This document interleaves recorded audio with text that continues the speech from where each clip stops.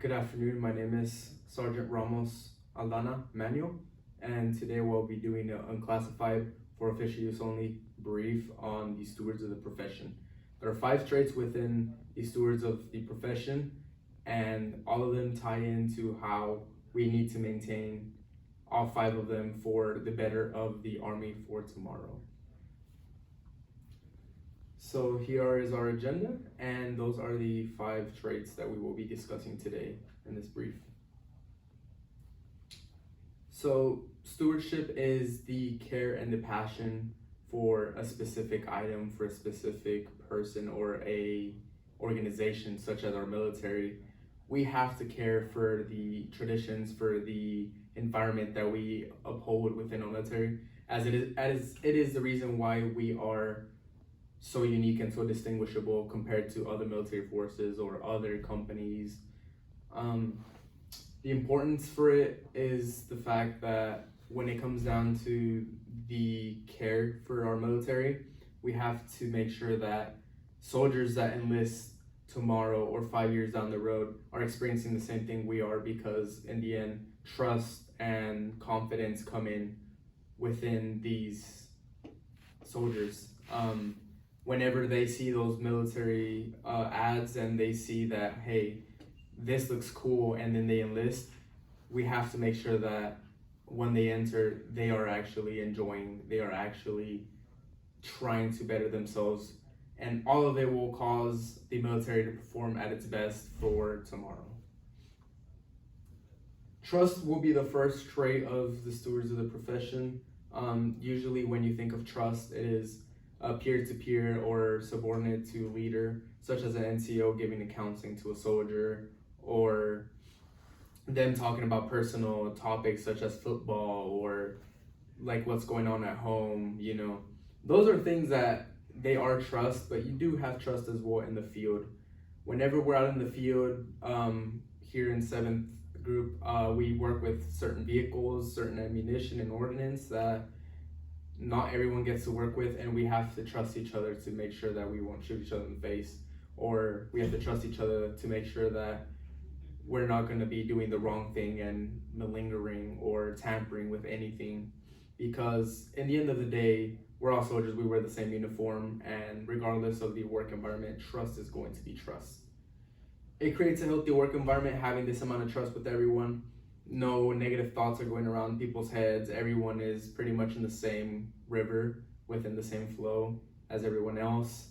You have less sharp cases, you have less EO complaints, you have everything pretty much set in stone for being a work environment people can and will want to work in. Honorable service would be the second trait when it comes down to the stewards of the profession. Trust and honorable service are tied in together really closely, because just as trust is wanting to have someone's back, whenever you're doing your military career, you have honorable service people carrying out, such as like wanting to work and do the right thing. You want to make sure your NCO bullets are good to go. You want to make sure that your career is going in the right path to make 20 usually. And when you have a person that has military expertise, it shows that they care about the military. It shows that they are willing to absorb everything and incorporate it within our military. And we need to preserve that as well, just as much as trust, because if we're not proficient in our jobs, we won't be able to teach anyone. And as NCOs, we have to understand that we are professionals. We have to know as much as we can. If not, we have to know where to look for, because no answer should be left unanswered. We have to make sure that questions are always answered, and we have to instill within soldiers that as NCOs, we are professionals. We know what we're doing, and tomorrow we will know what we're doing as well.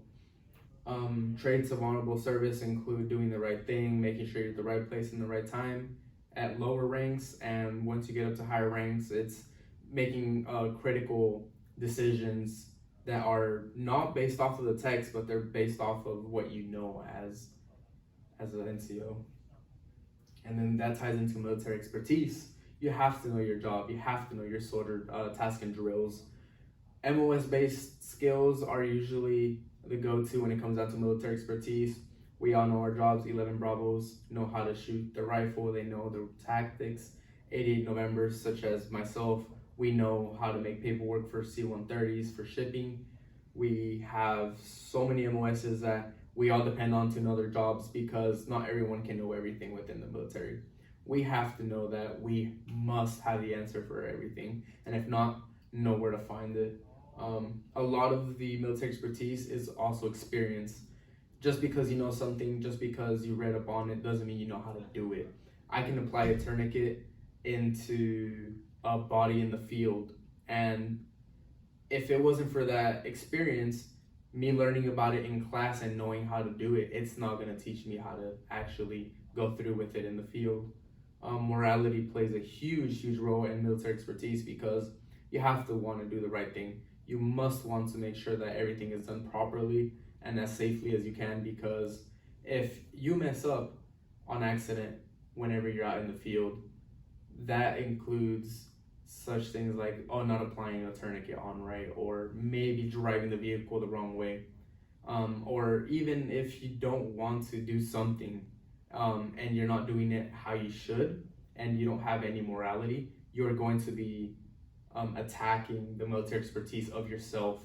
And if you don't have military expertise, it shows that you don't want to actually learn and incorporate what you learn off of the military.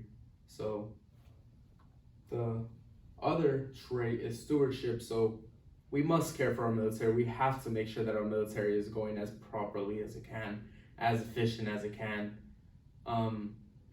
As a soldier, they are going to care about their appearance, their discipline. As NCOs, you're going to care about, hey, is this person doing the right thing at the right time? Am I mentoring the soldier properly? Am I making sure that he's doing, the best of his abilities? And we have to make sure that NCOs 5 years down the road are doing the exact same as we have been doing, and as our NCOs from previous years have been doing as well.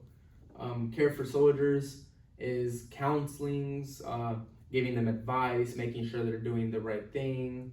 But you also have care for equipment, and that usually goes unsaid. But whenever you have equipment assigned to you, you have to know where it's at. You have to know it's operational. You have to understand your equipment, and just like with military expertise, you have to know how to use it, because you never know when the call will come to go to the middle of the desert and use that same equipment. And caring for that equipment, making sure that that equipment is working, is going to make sure you are proficient in your job out in the middle of the field when you have very limited resources. And then the last trait of stewards of the profession would be spirit de corps, the culture within our military. We have a really heavy culture. Whenever a civilian sees a soldier, the first thing they think of is, wow, they belong in the army. When we think of military culture, people think, wow, that soldier or that NCO, they have been to 82nd Airborne Division, they must run a lot. Or whenever you're in Fort Bliss, Texas, oh, that person must love the desert and they love tanks because they're always there.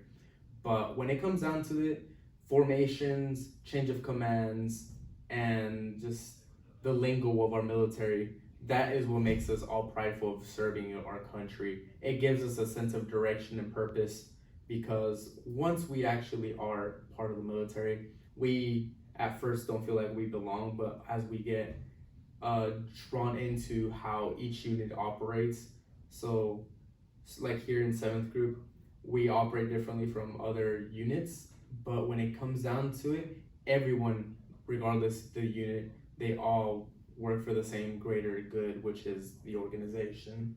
It makes effects such as pride, confidence, and it makes healthy work environments. It incorporates trust. It makes sure that everyone knows that, hey, I belong to this unit. This is mine. So the reason why spirit de corps is one of the traits is for the fact that if you have that, if you have soldiers coming together and embracing the traditions, they will voluntarily want to be as proficient as they can. They will see themselves and be prideful when they're running down a formation in front of the division headquarters. We have to preserve that, because 250 years ago, they had pride in their military and the little militias they had.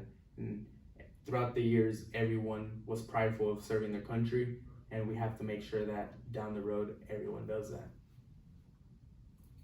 So in conclusion, those were the 5 traits of stewards of the profession.